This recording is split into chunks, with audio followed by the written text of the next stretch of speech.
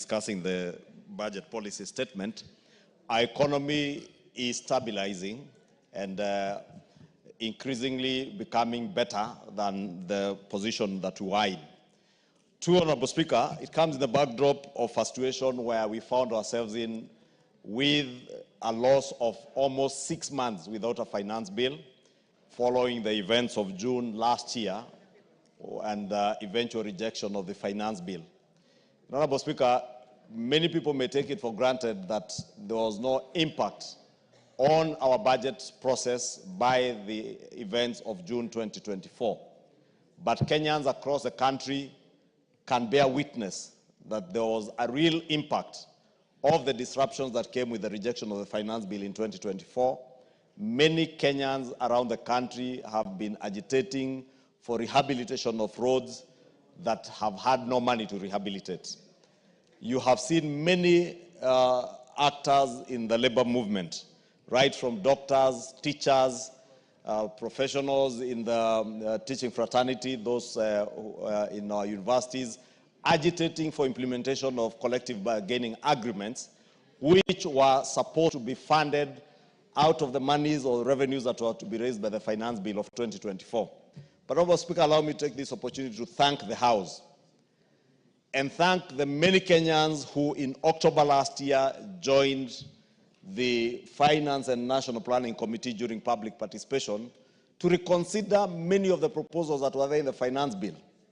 And therefore, we may need to understand that this supplementary 2 comes in that backdrop of reduced revenues out of the events of June 2024, the belated mobilization of revenues because we did not have a finance bill to mobilize resources, as was expected by the 1st of July 2024.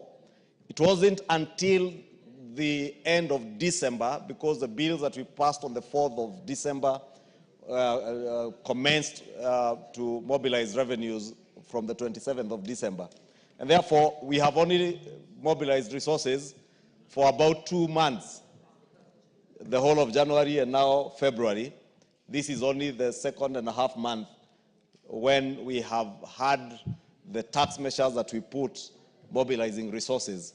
And it is in the backdrop of that, Honorable Speaker, that the National Treasury has had to review the budget of the financial year 2024-2025 so that they're in tandem with the revenues and the reality of the time, because the revenues that were projected at the time we were doing the budget last year were projected with having in mind that we'd have a finance bill that would collect revenues from the 1st of July to the 30th of June this year.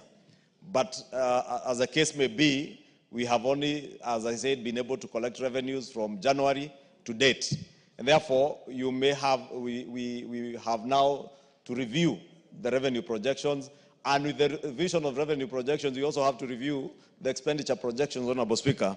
And I'm glad the National Treasury has factored in all this in the revision of the expenditure and in an effort to continue the fiscal consolidation that I was speaking about earlier in the morning, to ensure that we close this financial year with a supplementary budget that is as close to reality as possible, Honorable Speaker.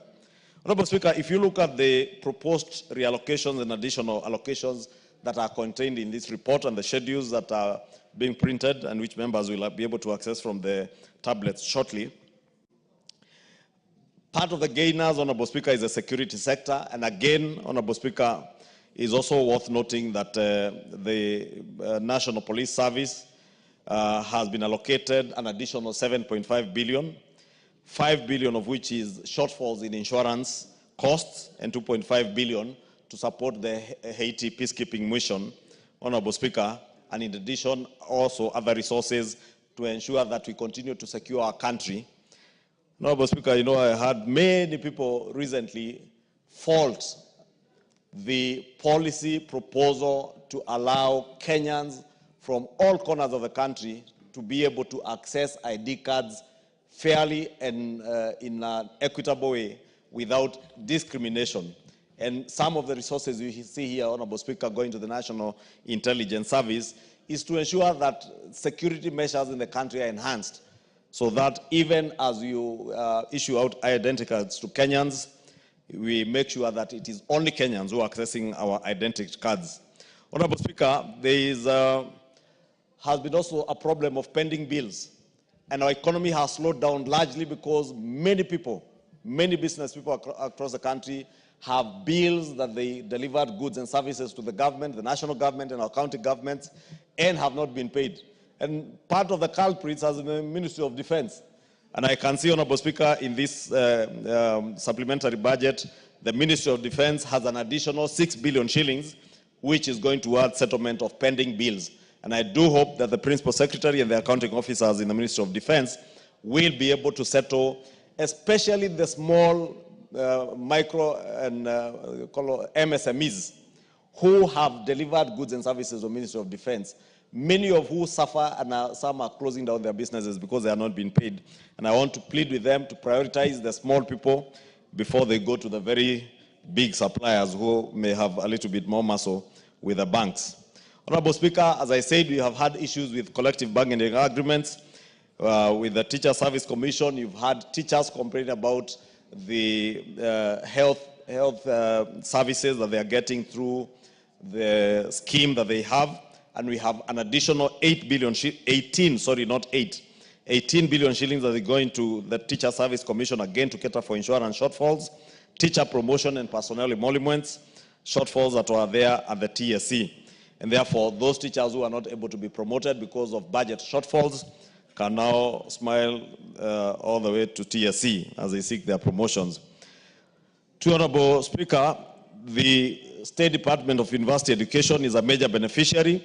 You can see some 16 billion shillings going to the university education, to, among other things, 4.2 billion to implement the university's collective bargaining agreement, the CBA. As I said, you have seen UASU and other university dons even coming to petition Parliament at the gates of Parliament and demonstrating in town, agitating for implementation of the CBA agreement. Therefore, there is that 4.2 billion shillings to ensure that the State Department for University Education honors the CBA agreement that they entered into. There are also upward revisions that mostly relate to A&A. And Honorable Speaker, it's important to note because, again, many people have criticized the digitization of government services through eCitizen. If you skim through the schedules and the committee's report, you see a lot of revisions of A&A, appropriations in aid. And these to a total, my colleague here is reminding me, almost 19 billion. These are resources that have not been factored in the budget, but are now realizable, and this has come out of the digitization of government services through eCitizen. And through this digitization, Honorable Speaker, many institutions of government, many agencies of government, ministries and departments are now able to get more resources in A&A. And this is the upward mobility, you say, of A&A in the State Department of Universities and others, Honorable Speaker. Honorable Speaker, again, in healthcare, Kenyatta National Hospital is getting additional resources. Kenyatta University Teaching and Referral Hospital, MTRH, and I don't want to get into the figures, and KEMSA, Honorable Speaker. And this again speaks to the need, Honorable Speaker, of ensuring that both our national referral hospitals are adequately resourced to be able to offer services to Kenyans when they need them, and especially under the Social Health Insurance Fund, or SHA. Honorable Speaker, there is an additional 3 billion shillings that is going for the Emergency, Chronic and Critical Illnesses Fund, 1.5 billion shillings, stipend for healthcare professional interns, and 600 million for operationalizing the primary healthcare networks. Honorable Speaker, this speaks to a great extent to the issues that you remember during the members' retreat in Naivasha, when the Social Health Insurance Authority appeared before us in Naivasha, and you did ask the Committee on Health to sit and look into the issues that are bedeviling the implementation of SHA. Honorable Speaker, part of the issues and the challenges that were identified is the low funding that went into the primary healthcare fund and the emergency Chronic and Critical Illnesses Fund. Honorable Speaker, it's important for Kenyans to appreciate that the more members who enlist onto SHA and make contributions, the more efficient and effective SHA will become in terms of being able to cater for needs of their customers or needs of patients who walk into hospitals. For instance, Honorable Speaker, the Primary Healthcare Fund is meant to ensure that any Kenyan who is registered under SHA or Taifa Care, if they walk into a level 1, level 2, level 3 hospital, they see a doctor, they get a prescription, they get treated, and they go home without being asked for a coin. So long as that primary healthcare facility, whether it is a private healthcare facility or a public healthcare facility, is enlisted under the Social Health Authority. Honorable Speaker, it's sad that in some counties, and I think it was Trans Nzoia County that I was able to learn, many hospitals are not enlisted in the Social Health Authority.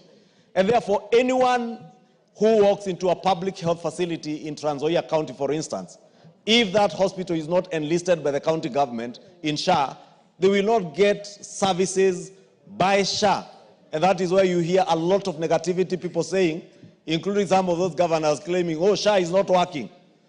It cannot work if the hospital is not enlisted in SHA. It will not work for you if you are not registered as a member and a paid-up member.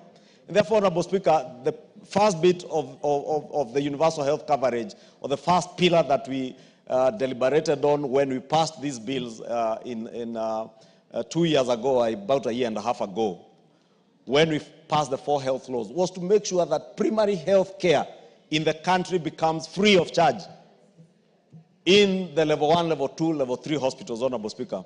But the resourcing of those healthcare facilities must come from exchequer money, which is what now we are doing, giving them an additional 3 billion shillings, plus more resources that will come from members' subscriptions or member premiums for those who enlist. And therefore, I want to use this opportunity, Honorable Speaker, to encourage Kenyans to continue enlisting. Yesterday, I had an occasion to meet a good friend of mine, a reverend, who has been very critical of this program. But he told me in my office he had come to tell me that indeed this SHA is working, because his mom has had her bill catered for to the tune of 800,000 shillings at Kenyatta University Teaching and Referral Hospital. And Honorable Speaker, this money that we are appropriating today, not just for the Primary Healthcare Fund, but also for the Chronic, Critical and Emergencies Fund. I had occasion of a border rider, Honorable Speaker, who registered for SHA, never paid up for his premiums, and got into an accident. And under the health laws that we passed for SHA, when you have a critical emergency, an accident, or chronic and critical illnesses, those should be catered for not by the Primary Healthcare Fund, but the Chronic, Emergency and Critical Illnesses Fund. That is a fund that you see, again, we are giving another 3 billion shillings, Honorable Speaker, to ensure that if you are registered in SHA and you get into an accident, you get into a hospital, whether you be referred to Kenyatta National Hospital or to KU Teaching and Referral, MTRH, Kisii Referral Hospital, whichever hospital, whether it's level 4, level 5, level 6, you will get treated and your bills will be catered for by SHA. And Honorable Speaker, those are some of the things. Honorable Speaker, because I can see I'm running out of time, it's also important to mention the question of the use of Article 223 of the Constitution, Honorable Speaker. And we have deliberated on this matter at length. I am happy to note, Honorable Speaker, as much as we have requests of almost 86 billion for use under Article 223. This is not unlike what was happening before when the National Treasury was spending money and coming for post facto approval. At least this time, Honorable Speaker, I note out of the 88 billion, only 44 billion is going to recurrent expenditure and 43 billion is going to development expenditure, and of which only 40 billion has already been disbursed, meaning another 48 billion shillings. Thank you, Honorable Speaker. I'm saying, meaning about 48 billion shillings, a request they have come to this House to ask the House to approve. And this is what the National Treasury should be doing. And as I congratulate Honorable Atandi for his election as the chairman of the Budget and Appropriations Committee, and Honorable Kose, and all the members who have joined this committee, is to ask you to make sure that you set this as a new trend, that the National Treasury must be coming to the National Assembly to seek approval for expenditure before they spend. Unlike what was happening before, and they were spending money in all manner of things, including paying for land compensation, which are not emergencies. At least this time we can see money that is being spent is going into security operations that are of emergency nature, drought mitigation, and many other things, Honorable Speaker, that are listed in the report and the schedules that I don't need to go through, which fall into the category of what we ought to be approving under Article 223. And on that, let me congratulate the new Cabinet Secretary for the National Treasury for endeavoring to do what he promised during his vetting, that he will adhere to the spirit and the letter of the Constitution and honor the work of the National Assembly. Thank you, Honorable Speaker. I beg to support. Ndindi. Thank you, Honorable Speaker. Honorable Speaker, before I make my submissions on the supplementary SMS 2, let me first of all take this opportunity to thank the Almighty God for enabling me to be the chair of Budget and Appropriations Committee, taking over from the very able and competent Kiaru MP Ndindi Nyoro. Honorable Speaker, I want to say that since the constitution of the broad-based government, the President has continued to do things that have continued to confound many Kenyans. One of the things that the President has done, Honorable Speaker, first of all, is to reorganize government and to bring some of us into cabinet. Honorable Speaker, when you attended the burial of the late CDF General Ogola, Honorable Speaker, you are present. When I challenged the President that there are certain positions in this country, Honorable Speaker, that have never been held by certain members of certain communities.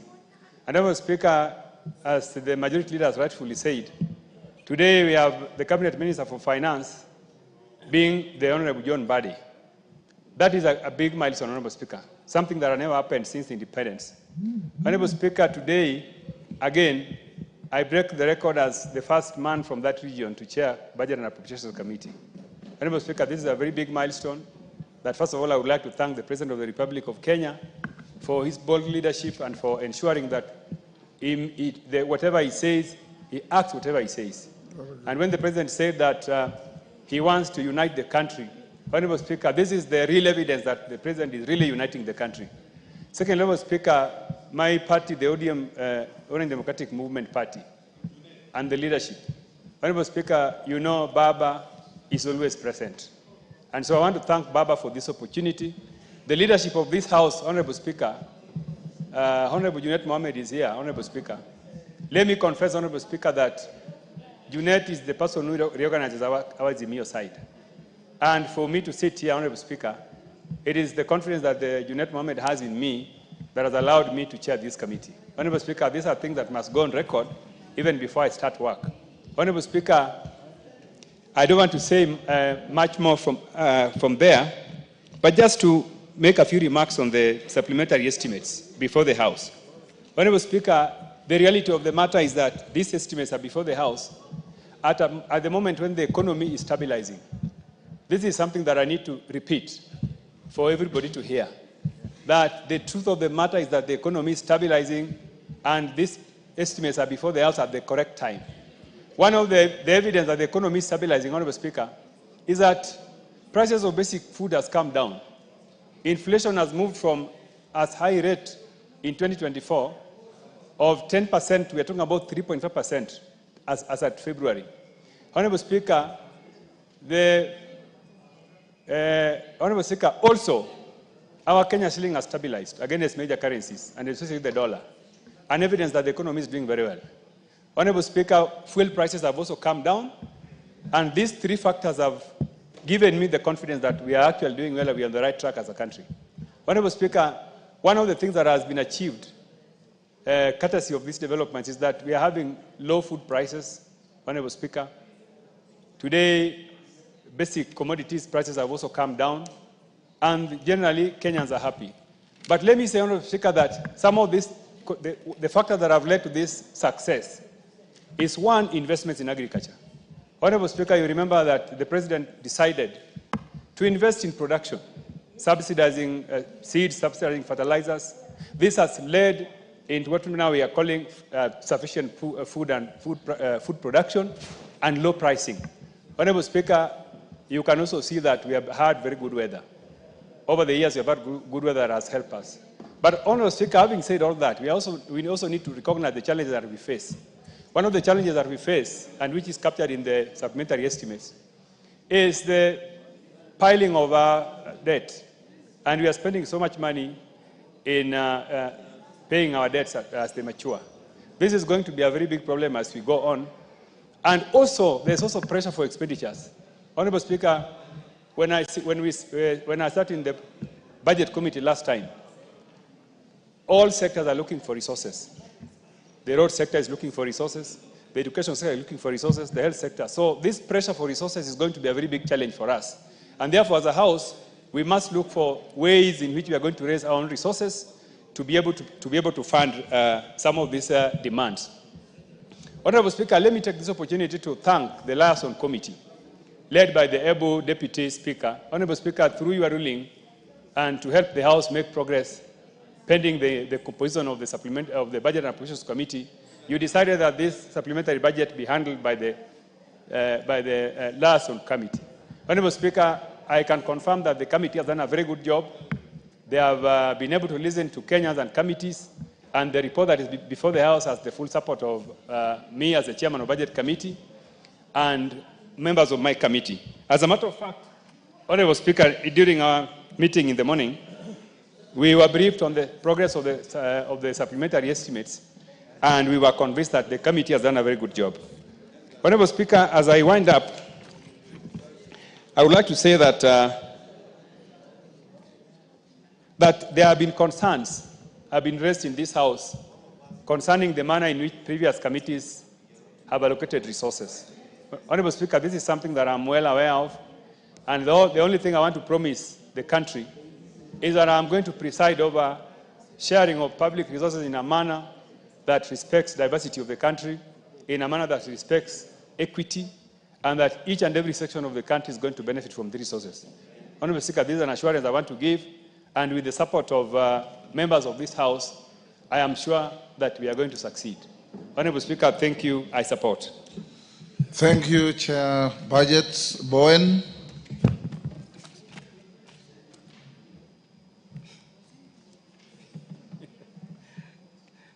Give Honorable Bowen the mic.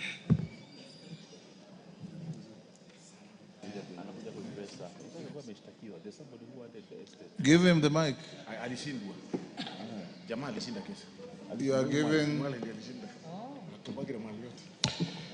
Thank you, Mr. Speaker, for giving me this opportunity to support the supplementary budget estimate number 2 of 2024-25, Honorable Speaker. Honorable Speaker, budgets are projections. That's why quarterly we review, because based on the revenue performance, on how the KRA are collecting, and that's why we keep on revising our programs and the budgets. And this is where we are. That we are at this budget, supplementary budget, Honorable Speaker, to provide resources to run the government for the next 3 months. Mr. Speaker, I'm a member of the Liaison Committee, and we deliberated on this supplementary too. And Mr. Speaker,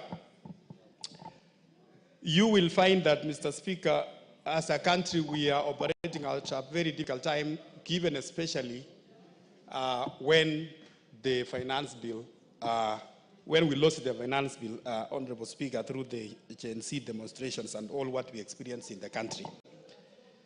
Having said that, Mr. Speaker, we prioritized our key areas in this supplementary.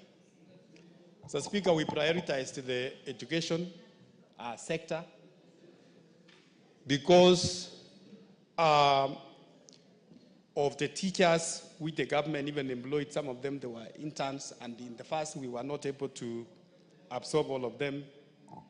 Mr. Speaker, there were also some bargaining agreements between the government and the various actors in education. Like what we saw in the Moi University, there was the government had an agreement with those tutors, and so we had to allocate some resources. So another area, Mr. Speaker, is the security sector, which also we prioritized as a committee. So we have a mission in IT.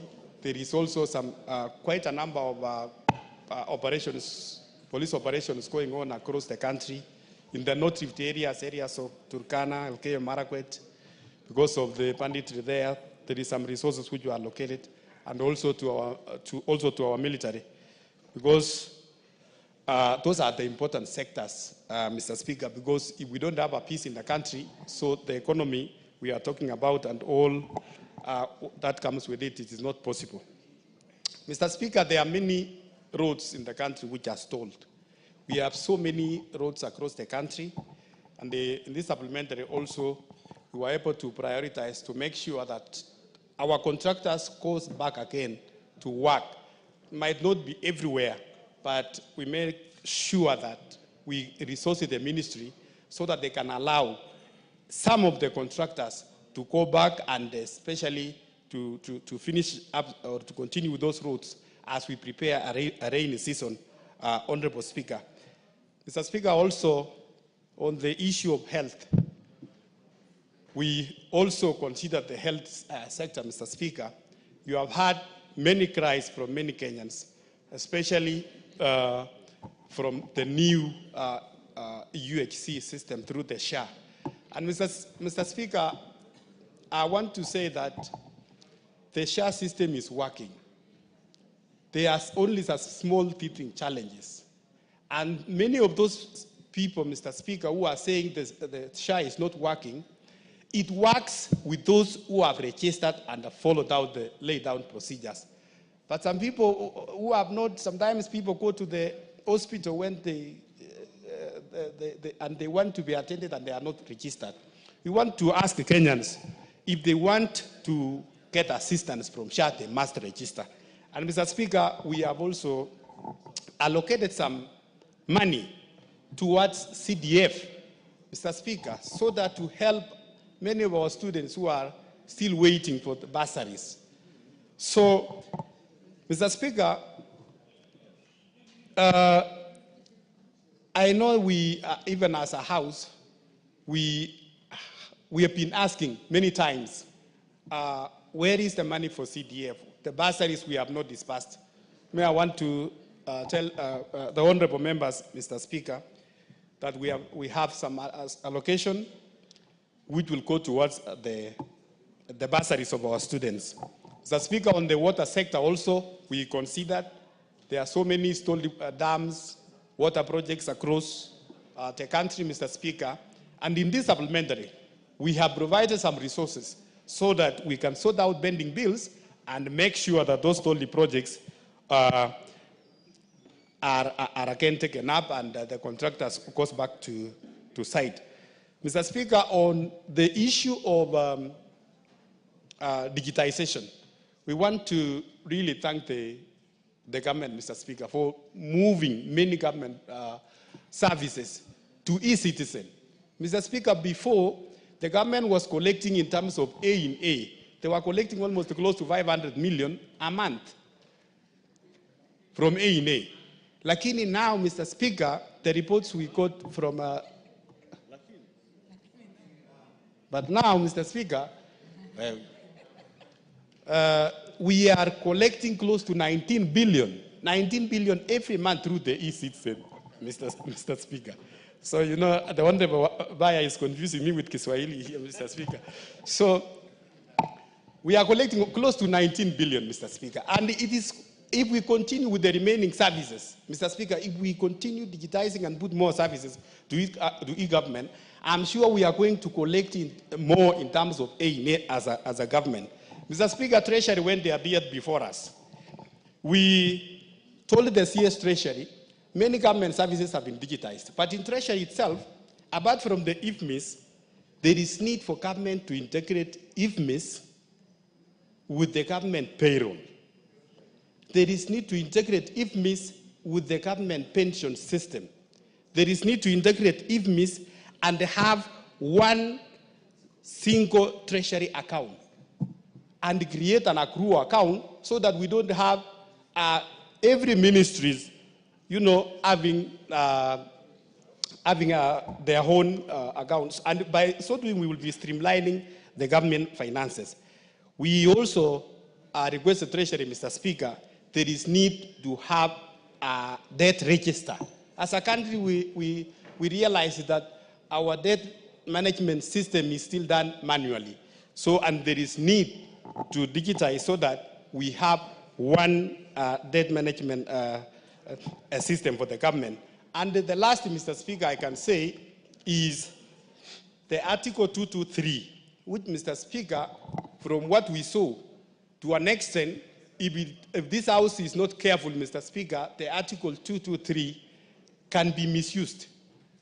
Many is just withdrawn, and then they say, okay, because it's an emergency, it is a serious for security reason in government, and by so doing, Mr. Speaker, if it is not checked, it can be misused. So we requested the CS Treasury to make sure that if he wants to use the Article 223, he must write to this House for approval, Mr. Speaker. So, Mr. Speaker, with those many remarks, I want to ask colleagues that we support this supplementary budget too, so that we can resource our ministries, we can resource our government in the next remaining months of the year. Asante. Thank you, Mr. Speaker. George Murugara. Thank you very much, Mr. Speaker. Mr. Speaker, allow me also to join members of the House in supporting the supplementary estimates too, which the liaison committee went through, burnt the midnight oil to ensure that we have this report ready, and we are able to approve the same for purposes of running the country for the next couple of months. Allow me to congratulate the Honorable Atandi, who is the new chairperson of the Budget and Appropriations Committee. I have worked with him in that committee severally in the past. I know he's very firm, meticulous, and that he's actually cut for the job. We'll only ask him to be a little bit slow to allow us to do committee works. And when we go there, let him not just tell us, you have to go by what we say. We will be there to plead for our agencies, and he has to listen to us and allocate to us the resources those agencies need badly so that they are also able to operate. Mr. Speaker, it goes without gainsaying that, in fact, the country continues to make strides in the economic sector. And this is welcome. And especially after we lost the Finance Act of 2024-25. And as a result, the country has been operating on its supplementary estimates. I've just seen a report that we have actually paid out the Eurobond through various economic transactions, some of which may not be known to me because I'm a layman in economic matters, and that we've been able to procure further funding for the country, and therefore our liquidity levels continue to improve. As we pass this supplementary, mine would be to ask the Treasury, the National Treasury, the Committee on Budget and Appropriations, that let us consider the entire country for development, even if not equally, but equitably. We know very well that The last few days, we had mamas in the house, and those mamas came along when we were shown figures regarding how budgets were applied to various parts of the country.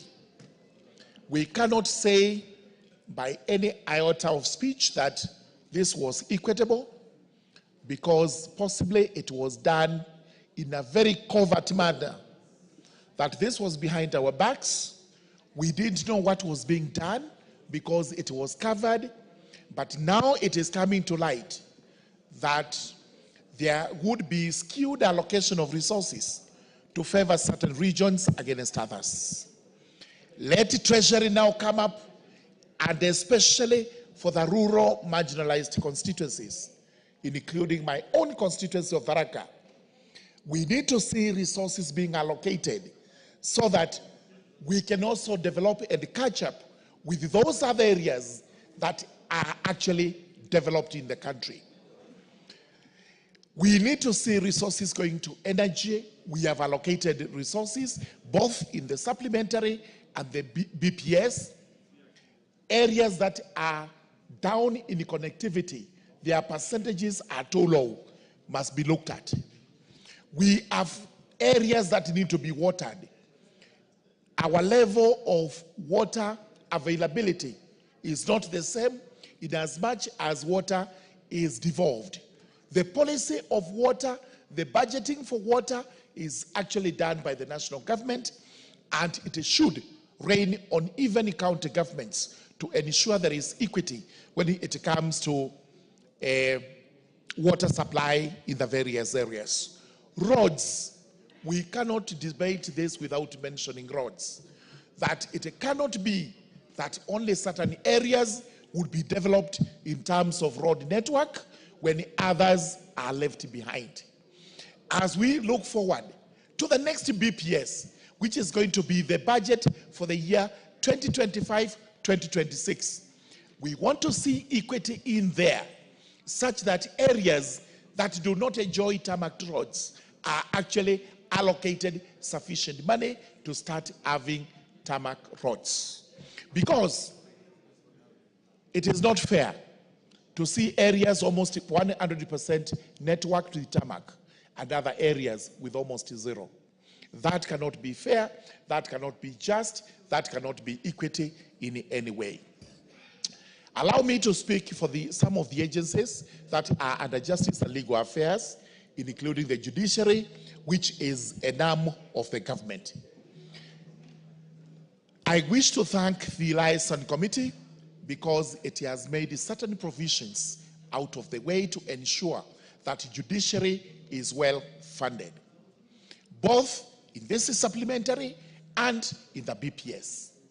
This is because judiciary has always been making complaints that as Parliament, we do not take care of them sufficiently. That the lion's share of the budget goes to the executive, then it is followed by this House, and they say we are a little bit selfish when we are allocating ourselves that money, and we give them what they consider to be paltry, insufficient. Thank you, Liaison, because of the provisions you have made in this supplementary for the judiciary. Thank you, Liaison, for the provisions you've made in the BPS, which we urge the Treasury to sustain, because there has been additional funding to ensure that the judiciary, which must succeed itself from time to time, we require new judges, we require new magistrates, we require new staff. This is why we have made those provisions. We also require courthouses in all constituencies in the country. It is the high time that people are served from where they are. You do not have to walk long distances to acquire legal services or judicial services or court services. Let services for the courts go as near as they can to the people. And this was across all the other agencies, including some in the state law department, others like the DPP, the ESCC, and even the witness protection. They talked a lot about devolution, going to the counties so that they are also visible there, so that they are also able to actually render services there. So with those remarks, I do support the supplementary estimates too, and I urge the House to actually pass the motion. Thank you very much, Mr. Speaker. Makali Mulu.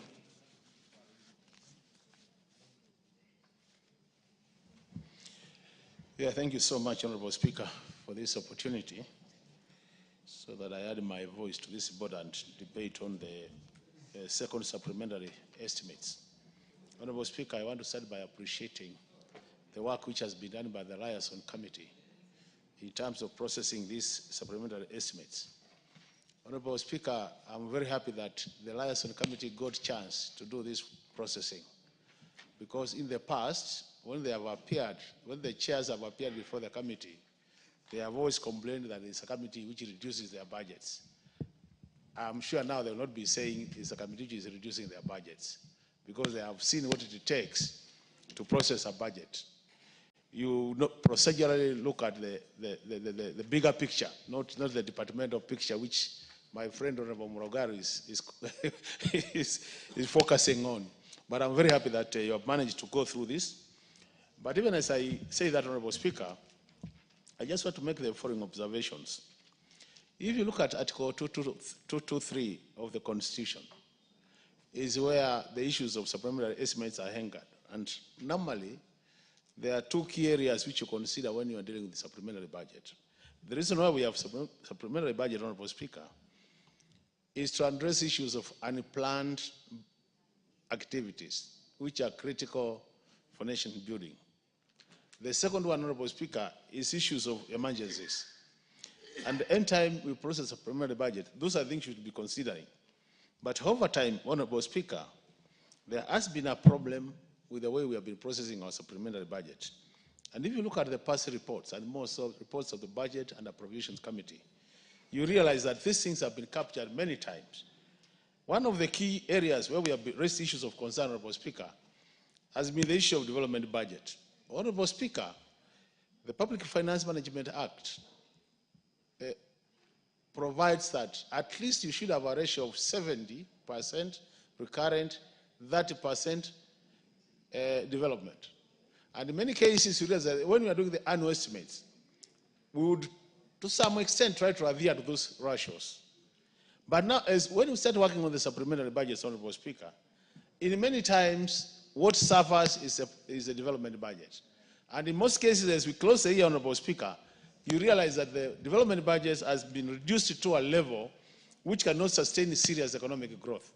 And I think, Honorable Speaker, this is a matter the House needs to take very serious, so that even as we process these budgets, Honorable Speaker, we ensure that we don't allow serious reduction of development budget unless you don't want to grow the economy. So that's the one area I thought, Honorable Speaker, I need to mention.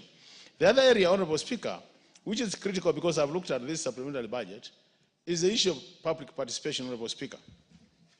Honorable Speaker,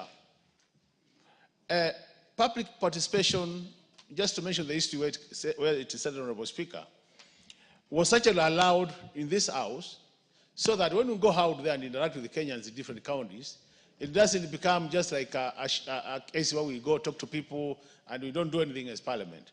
So as an assembly, we did agree that it's important the executive allows some resources so that when Parliament goes out for public participation, Parliament can be able to include some projects of public interest into the budget, which will not be captured by the executive. It's on the basis of that, Honorable Speaker, that we introduce the public participation resources. But over time, they have been abused. And I saw, Honorable Speaker, the debate yesterday about public participation. And I want to say, over time, Honorable Speaker, because I've sat in this committee for long, Honorable Speaker, we have made sure that every 5 years, a term of 5 years, none of the counties goes without being visited by the budget committee. And initially, the allocation has been always 100 million for each county. So I want to challenge my colleagues to say which county has never been visited within 5 years so that they get their public participation money. But of late, Honorable Speaker, there is a tendency whereby even after putting the money for public participation, we end up removing the same resources during supplementary estimates. And I think really the House, Honorable Speaker, should be able to defend the position that money which has been allocated for public participation by this House should never be reduced during supplementary estimates. Honorable Speaker, the other bit relating to that is a situation whereby I think out there, because they know we have some amount, like now, if you look at the BPS, you have allowed about 3 billion for public participation. So, Honorable Speaker, you will not be able to understand. Come the annual estimates and you find we have 10 billion for public participation. You ask yourself, where does it come? And Honorable Speaker, I don't want to go into details, but if that is required, because I've been in this committee for long, I can provide those details, Honorable Speaker. So we're just saying as a House, we must protect the money for public participation so that we achieve our goal as a parliament, so that we also see to be doing something in budget making. The other issue, Honorable Speaker, is important, is the issue of misuse of the emergency bit, Honorable Speaker. And I like what the majority leader has said, Honorable Speaker. We've seen many times when the Treasury goes out of their way to use Article 223 to fund activities which can never be categorized as emergency, Honorable Speaker. And I think as a House, we need to guard that position that when it comes to emergency matters, 223 should only be used purely for emergency matters. In that case, then we'll be able to manage the budget as it should be, Honorable Speaker. The third point, Honorable Speaker, which is critical, is the issue of the budget deficit. Honorable Speaker, I think now in this House, all the members know something called fiscal consolidation, Honorable Speaker, because this is a matter which has been discussed everywhere in this country. It's a matter which appears in all budget proposals. But Honorable Speaker, over time, we started very well. Like now, we are proposed in the coming year, we are going to have a budget deficit of 4.3% of the GDP. But I can tell you for sure, Honorable Speaker, by the time we close the year, you find we are around 6% or 5.something%, meaning that we are using the supplementary budgets to widen the budget deficit. And in reality, the more you do that, honorable members, the more you create room for more borrowing. And the other worrying thing, Honorable Speaker, is if you look at now our borrowing ratios, Honorable Speaker, we have moved from borrowing externally to borrowing domestically, Honorable Speaker. So you find, you look at the ratios, we are borrowing more domestically than externally. And what that does to our economy is that domestic borrowing, you pay higher interest rates, and you have a shorter repayment period. So the loans become very expensive. And that's why you see most of our recurrent demand now, our revenue is going to servicing interest payments. So, Honorable Speaker, as a House, we must gather a situation where we say now, like now I've seen we have proposed that 65%, that 5%. 65 should be external, that 5 internal. But the way I look at it, Honorable Speaker, once we take that position as a House, can we stick to it as a House so that we don't allow this flexibility which allows changing these ratios? Because they have serious implications to the economy when you allow them to be changed. So while I agree that this is important, even as we approve this supplementary budget, it is important we analyze what do these additional figures do to our budget deficit in terms of the ratios we approved the other time. The other thing, Honorable Speaker, is the issue of privatization of expenditure. Honorable Speaker, this is something which worries me a lot. And I want to speak as an economist, Honorable Speaker. Honorable Speaker, in an economy, it is important we get priorities in terms of where do we spend our money, in terms of where do we spend our money as a country, public expenditure. And in most cases, you find that, Honorable Speaker, you analyze this, you will not be surprised to find that we are pushing additional resources for recurrent expenditure and not development expenditure. How I wish as a House, we could start saying that enough is enough, Honorable Speaker, and we want to see more resources being channeled to development as opposed to recurrent. In that case, we will grow our cake, and the more the cake becomes bigger, Honorable Speaker, the more we can all share this cake and end up everybody getting a part of the cake. So the issue of prioritization of expenditure, Honorable Speaker, is a matter which has been addressed for many years. The years have been this House, Honorable Speaker, and I think really we need to be very firm as a House so that when the Budget Committee says this is where we need to be, members will support that position, and then we are able to get these supplementary budgets helping the country as opposed to making the things worse for the country. I'm happy, Honorable Speaker, when I hear that the revenue status is changing, because what the majority has said is that we are now collecting more than we had projected, although really, when you look at the statistics from the Kenya Revenue Authority, Honorable Speaker, I think we are still underperforming in most revenue streams. We are not performing as expected. So I wish that we also ensure that we don't have any leakages as, when it comes to revenue collection. In that case, we'll be able to get more revenue, Honorable Speaker, and we'll be able to fund our activities. As I conclude, Honorable Speaker, I'm happy when I hear that we have put more priority, more focus on areas like SHA, education, because, Honorable Speaker, we are seeing our workers in this country. The health workers are complaining. University funding is a problem. Sure, we're having challenges in terms of financing, most of the critical area and the primary health care. It is important we put more resources in these social sectors because they form the foundation for proper economic development. With those many remarks, Honorable Speaker, I support. Innocent Mugabe is nowhere. Owen Bayer. Thank you, Honorable Speaker, for giving me this opportunity to contribute to this supplementary estimates too for the year 2024-2025. Honorable Speaker, supplementary budgets are usually provided even when the year is ending and there are some areas that are missing on money. I remember the Honorable John Badi, the emeritus leader of majority in this chamber. When he took office as the CS in charge of Treasury, he said very clearly that he will not use 223, yes, for government expenditure. But again, here we are seeing it. Looks like we can't run away from it, Honorable Speaker. But anyway, we must speak to it and actually provide money. And one of the things I want to say, one of the things that we must do is to ensure that as a country, we make money available for salaries and allowances for constitutional and independent officers. Honorable Speaker, in the budget, there were shortfalls. And because these shortfalls were there, then we have to supply money and make sure that the salaries are given. Another important component, Honorable Speaker, of this supplementary estimate is that it was observed by the committee that pension payments under CFS will remain unchanged at 2 to 3.15 billion, including ordinary pensions of that. Commuted pension, 845. Honorable Speaker, I want to say that many Kenyans who are suffering because they have never received their pension after retirement. There are many teachers out there, they have retired, they have not received their pension. There are many public servants, there are chiefs and assistant chiefs who are out there, who are crying out loud because they have not received their pension.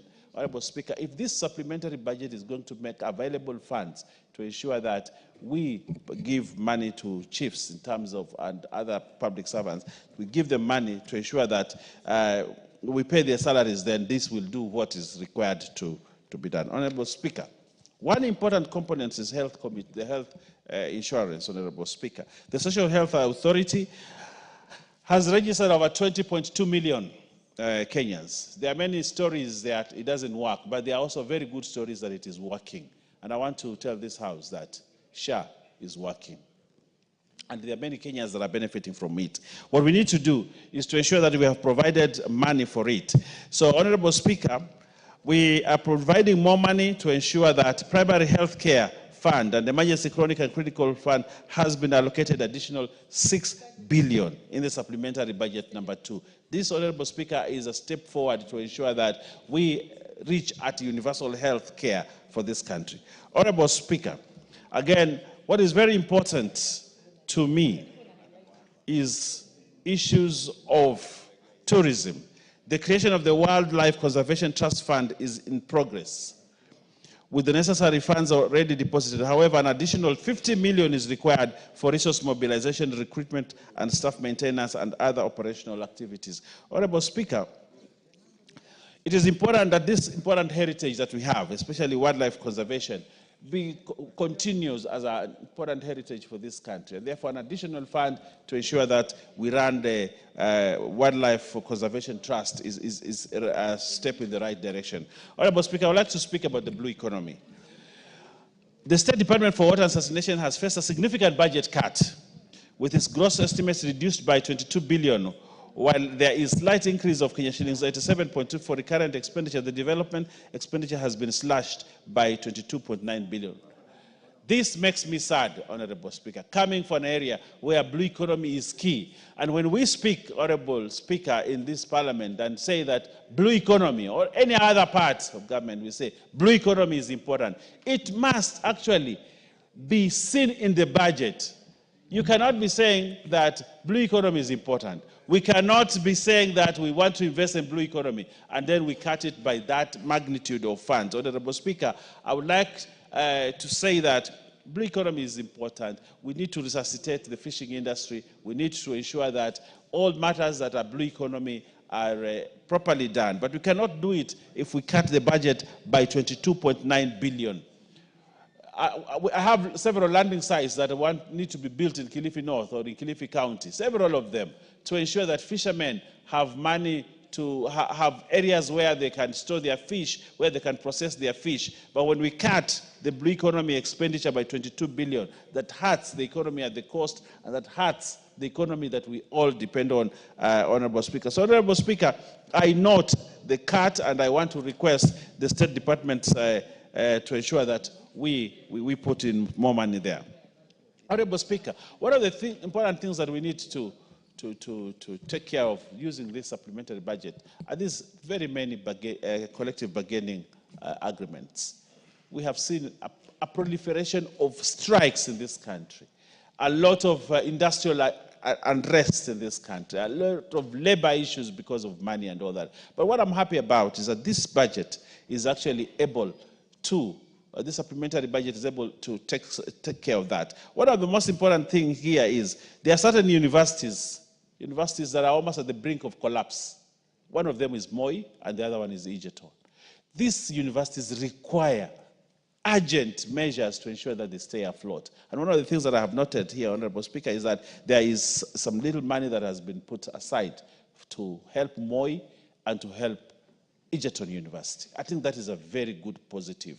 And I think the people in those areas and the professors there, I want to give them the good news that this government has set aside money to rescue Moi University and to also rescue Egerton University. Good universities that some of us, I went to one of the most prestigious universities in this country, but those who went to Moi, those who went to Egerton, those alumni who are now ashamed of those universities because they look like ramshackles now, I want to give them the good news. The good news that those small universities of yours are going to get money. They want to get money so that we can rescue them, Honorable Speaker. And I think that is very good news. You know, some of us went to very good universities in this country, not Moi or Egerton. Honorable Speaker. Honorable Speaker.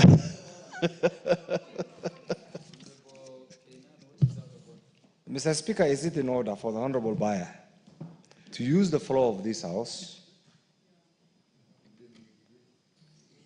to demean and downgrade critical national institutions like Moi University, Egerton University, while our role as the representative of the people of Kenya is to boost the image and pride of those institutions? Because if any non-Kenyans today listens to what the Deputy Leader of Majority has said, it's like you will believe Moi University is it's a small university. No, Moi University, I'm an alumni of Moi University. Professor Kindiki is an alumni of Moi University. Honorable Duale is an alumni of Moi University. It was the second best university. The fact that somebody reckless, individuals who lack vision, have run down that division, does not in any way negate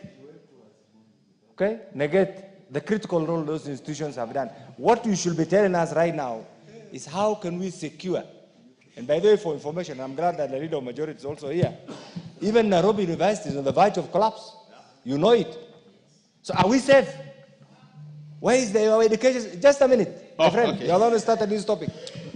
Honorable Kenyan, is it in order? Are you on a point of argument or a point of order? Okay. My point of order is this, Mr. Speaker. Our education sector is going through a very serious crisis. Man-made crisis, financial crisis, mismanagement crisis, perceptual crisis. My friend Kimani Ichunga, once upon a time when he was, now you know he's a big man, when he was my vice chair and the pick, he used to say, I am a product of the university. That university is no more. We have lost more university because of mismanagement. So I expect the good leader, Deputy Leader Majority to say, we are doing this to resuscitate those good institutions, good former institutions, to their former original, so that these young Kenyans who are now still going to colleges can get the taste and the pride of those institutions. Thank you very much, Honorable Speaker. I want to thank you. Actually, that's the reason why we are putting in money to resuscitate those small universities, so that they can become big like the University of Nairobi or the famous Kenyatta University. That's what we are doing, so that they come to that level, Honorable Speaker. So stay put. We are resuscitating your university, Moi and Egerton, and that's very good news for this country. These universities need to come back to their feet so that they can continue to produce Ndindi Nyoro and other people. Honorable Speaker. Honorable Speaker, I want to add this. On internal security, Honorable Speaker, I think there was need to fund certain projects to make money available, Honorable Speaker, so that some of the projects that had been abandoned be resuscitated and moved. So this supplementary budget, Honorable Speaker, does that, and I can see some money. Yeah, Honorable Kenyan took 2 minutes from the Honorable and Baya. Give him 2 minutes. So we are putting more money in administration and internal security, Honorable Speaker, so that we can, those areas that had seemed to be underfunded are given an opportunity. Honorable Speaker, one other important thing is energy. If there is not enough energy, you cannot run this economy. We cannot run factories. We cannot be manufacturing. We cannot produce as expected of ourselves, Honorable Speaker. And because there had been underfunding in the energy sector, there was a very noble idea, Honorable Speaker. I don't know why, that every constituency gets 50 million for rural electrification, which came in the previous budget. But of course, the Gen Z issues happened and we lost that money. But I would have wanted that this money be put back in this supplementary budget. And I want to rally members of this House that what we can do in this supplementary budget, the only amendment that we need to make is to ensure we put back the 50 million per constituency for rural electrification, so that those areas that do not have electricity get electricity at least this financial. That dream was a noble dream. The dream to have 50 million per constituency for rural electrification would have equalized this country. But that was taken away during this time.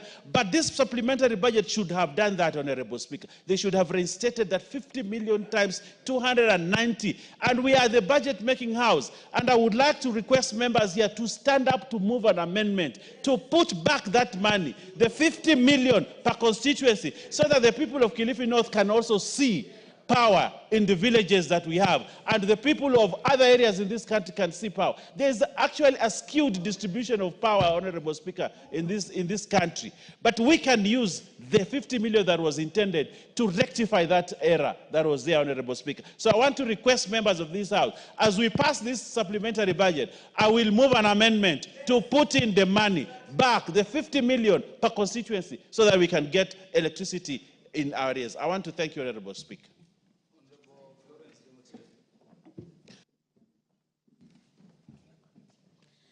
Thank you so much, Mr. Speaker. I also want to add and add to what my colleagues who have spoken before me on this matter of supplementary that was culminated, that is going to culminate our main budget in the next 3 months. Mr. Speaker, from the onset, I want to declare that I'm the member of budget, and I also want to congratulate my chair, who will be elected today, and the vice chair, and all the new members that joined us.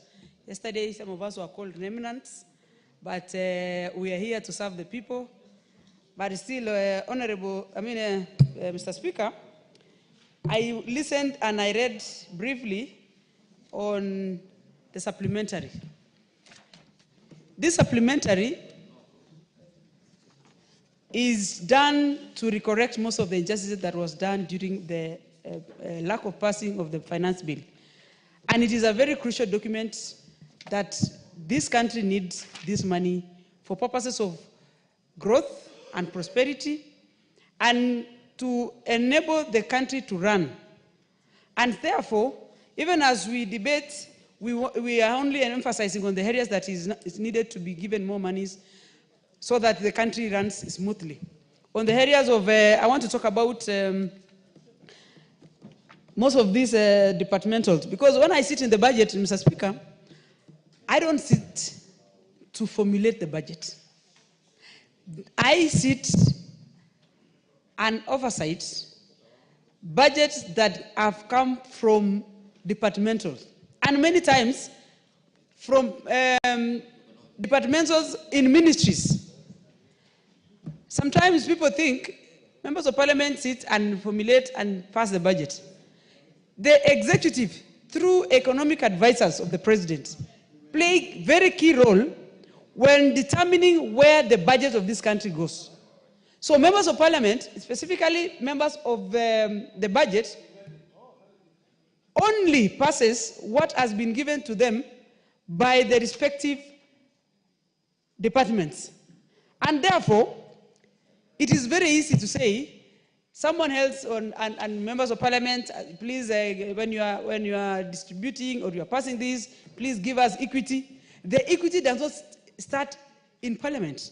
The equity starts right from the departments of government, ministries.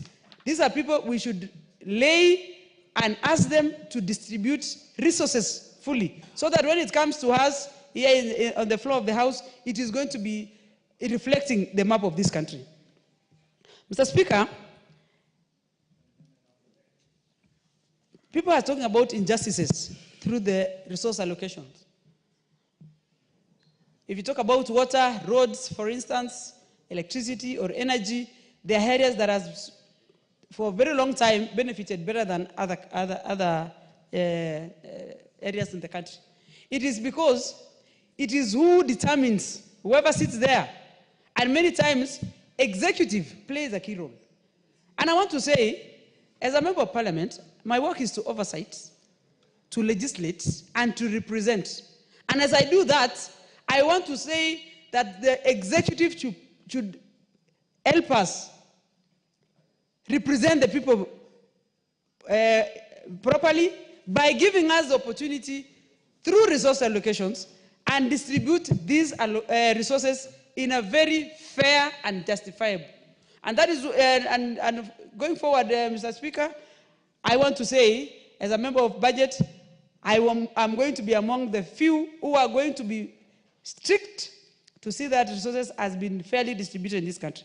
On matters of health, which is a consideration in this supplementary, when we introduce the Taifa Care in replacement of NHIF, apart from the teething problem that people say that we are still having, the whole program is working, but we must have the consistency, not only through government programs, but even the registration of Kenyans. They should learn that services can only be given to them when they adhere to the rules and policies that are given by government, so that we have the flow.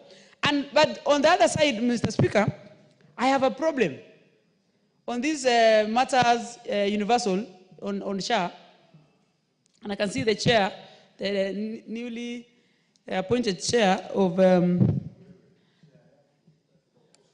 proposed chair for health department committee is looking at me. I want to say the biggest problem I have is the claim that is done in hospitals. Patients will go to the hospital and they get treated, courtesy of SHA. They will go home and say, and proclaim that SHA is working. But when the hospitals are not given or given, they are not given their claims in time, the tendencies are, if the same patient, as much as is registered, goes back to the same hospital, he might not find that hospital. Because when you don't pay claims in time, you lose the hospital in terms of the infrastructure. I mean, people will lose jobs. There will be no proper way of sustaining the hospital. So giving the services through SHA is one, but also make sure that claims are done in good time.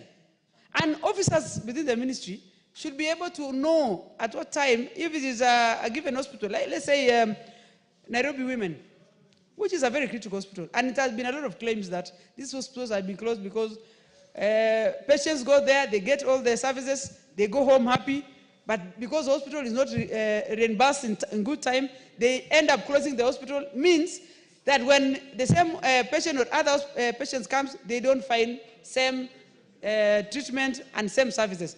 That is a very key component in this SHA. And while we put money, those are the things that we need to consider These are the things that we need to put in consideration so that it doesn't look like some people are benefiting and we have only a few people who are appreciating, while the bigger picture is actually lost. Mr. Speaker, I also want to talk about education. Members before me have spoken about universities, the new model and the dilapidation of good education programs that used to be there. I think as the time goes, people lose the first and the original track in terms of academic. But the more so, Mr. Speaker, as much as we allocate this money, we need proper management. But who is mandated to oversee management in government? If I'm giving money to university and vice chancellors and team, or primary schools and secondary schools, and we don't have people who follow up and to make sure that the same money are properly used for the intended purposes, it means we'll be just doing budgeting every year and every year. Because I want to take, for example, if you go to rural schools, even in urban areas nowadays, most of the schools, public schools, secondary and primary, are all in bad shape.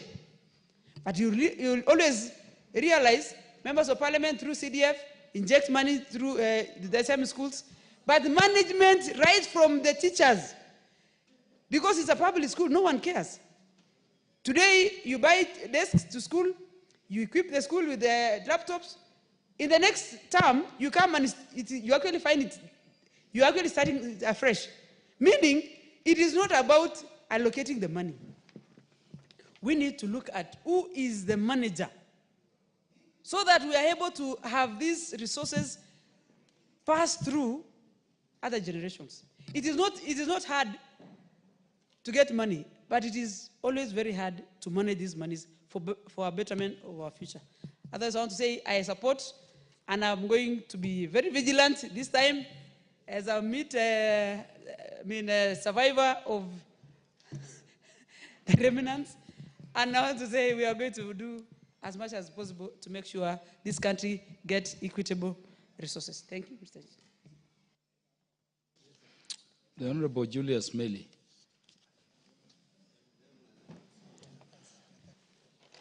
Thank you, Mr. Speaker. Mr. Speaker, I rise up to support the supplementary. Honorable Julius Meli, after you, I'll give preference to our Muslim brothers and sisters for known reasons. Thank you, Mr. Speaker. I know our Muslim brothers, they are having, what do you call it, a celebration, or they call it iftar, yes. Thank you for informing me that. Honorable Speaker, I rise to support this bill. This is a supplementary appropriation bill, supplementary bill 2. And more importantly, Honorable Speaker, I want to say that this bill takes into consideration the debt management strategy, in the sense that it ensured that the spending is actually brought down and does not go against the management of debt in the country. There are several issues that I want to point out, more importantly on what the supplementary budget took into consideration. Issues that are of importance, Honorable Speaker, are issues that touches on pensions of retirees.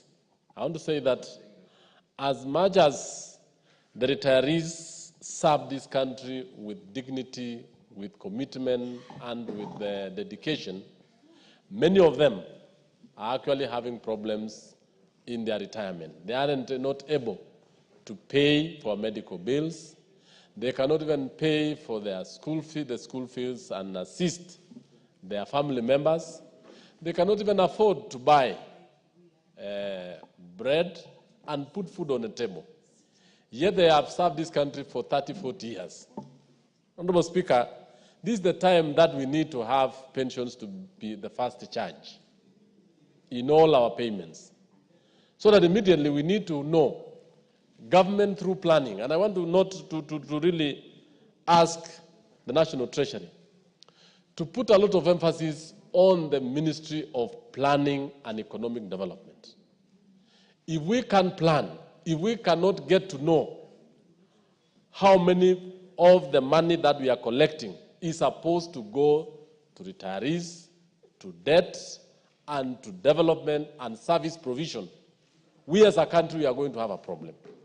So retirees needs to actually be taken into, to be the first people to be considered. Majority of members here are actually in their 50s, 60s, and even some are even senior. Yes. I'm saying so because even for those who are young, if you don't make a plan, you will retire into problems. You will retire into a lot of problems as you leave this particular house. So I want to call the National Treasury that as they are preparing this budget, as we are preparing the supplementary budget, every other time, critical considerations have to come into play so that we do not make or put into place cuts that injure certain programs, certain projects, certain government services. Two, Honorable Speaker, I want also to say that the budget speaks of a number of cuts. We have several cuts which at times will also injure the growth, the overall growth of the economy.